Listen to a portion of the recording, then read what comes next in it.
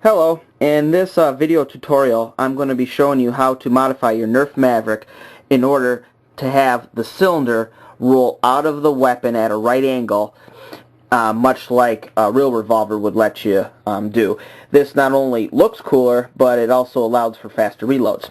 So I have two Nerf Mavericks here. The blue one, which is, we'll call it the stock Maverick because it is just like I got it from the store. And the yellow one here is the one I'm currently modifying.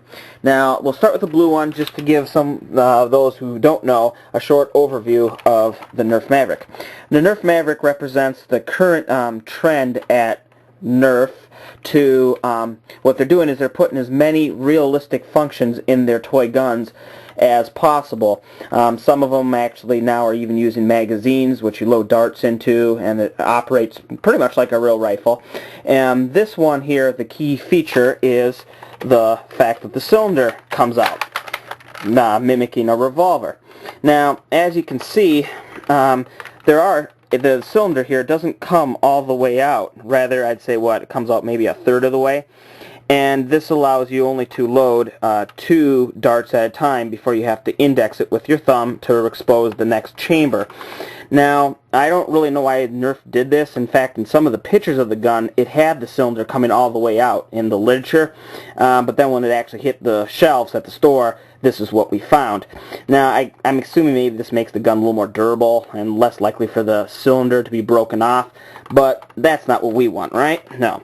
So, short operation of the Maverick, as you saw, you load in the darts like I showed, and you pull back the slide here every time you wish to launch another dart. So the trigger does index the cylinder, but you have to pull the slide back each time, so because obviously there's no recoil from the darts being launched, so it can't cycle itself.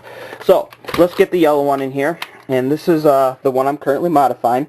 And now this one here, for the sake of time in this video, I've taken off all the screws already, and I've removed the slide. Okay, now when you open up your Nerf Maverick, this is what you're going to see. And we'll just go over some of the key parts here. Of course, we have our trigger assembly. That's pretty self-explanatory. Then this little gizmo here is pretty much the heart of, right here, is pretty much the heart of your Nerf Maverick. It not only cycles the cylinder, but it also holds the cylinder in the gun. Right above, this is where right here, this is where our power is going to come from to launch our darts. You can see there's a yellow outlet where the air travels into the current chamber, and this black sleeve slides back when you push back the slide, compresses the spring, and then when you pull the trigger, the black sleeve slams towards the orange part, and much like a syringe, it increases its volume and then quickly decreases the volume, pushing the air out into the chamber, launching the dart. Alright, now of course what we're concerned about here is the cylinder. So I'm going to show you, like again, using this, you pull that back, and then this cylinder. Okay, so I pull out the cylinder, and there's you're going to have to shave off and cut some parts, which are going to allow the cylinder to roll out. The first two parts, so we're looking at the back here of the cylinder. As you can see, well, you can't really see here, but in this little area, which I'll point out right here, there were 2 little horns. I've shaved them down so they're completely gone. You can kind of see where they used to be, that little tab there. And you're going to shave both of those down, and then some more just to make it operate smoothly. Now going to the front of the cylinder, you can see there, well, I don't know if you're going to, well, let's see, I'll try.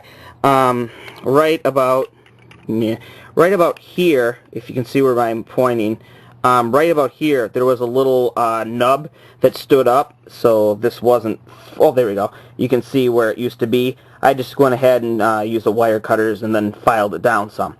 So, once you do those, you'll have the cylinder ready. There's only one other thing you have to do, and that's on the body of the gun. If you can look right there, I'll see if I can get that in focus for you. Well, anyways, let's point it out. Right about in here, you can kind of see how this is, there was a little, I'd say like a ridge, and I just went ahead and used wire cutters and snipped that too. You can see it's not completely full. And now, with those 2 things, well actually 3 things, the front back of the cylinder, and that you'll be able to have the cylinder roll out like you desire. Just give me 1 second and I'm going to put it back together, and I'll show you. Alright, as you can see, I have gone ahead and put the gun together tentatively. I'm just holding it together. However, now you just put in the screws in those locations as you see on the weapon, and to replace the slide, there's a little bar that slides through there to the other side of the gun and hooks on a little like eye hole, and that'll reassemble the slide.